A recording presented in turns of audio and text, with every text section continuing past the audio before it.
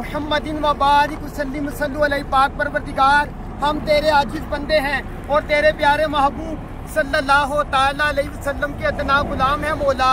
हम तेरा करोड़ मर्तबा शुक्र अदा करते हैं कि मौला तूने हमें मक्के और मदीने की हाजिरी का शरफ अता फरमाया मौला। पाक परवरदिगार, हम तुझसे तेरी रहमत का सवाल तलब करते हैं मौला।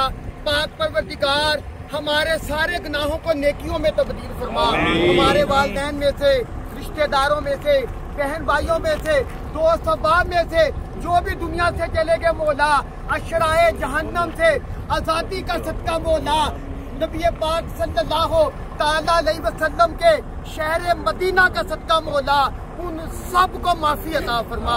जब हम इस दुनिया से चले जाएं तो मौला हमें भी जहन्नम से हमेशा के लिए आजादी नसीब फरमाना।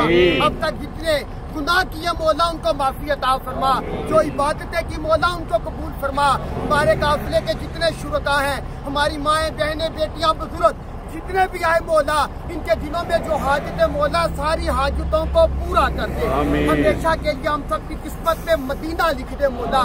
पाक परवरदिगार, जैसे हजरत पीर मेहर अली शाह रहमतुल्लाह ताला अलैह को इसी वक्त पाक परवरदिगार नबी पाक सल्लल्लाहु अलैहि वसल्लम का दीदार हुआ था मौला, हम रात को ख्वाब में सोए तो मौला हम सबको ख्वाब में सैयद आलम सल्लल्लाहु अलैहि वसल्लम का दीदार नसीब फरमा। हर वक्त अजल सर तेरी चौखट पे झुका हो, जितनी हो कदा एक ही सजदे में अदा हो।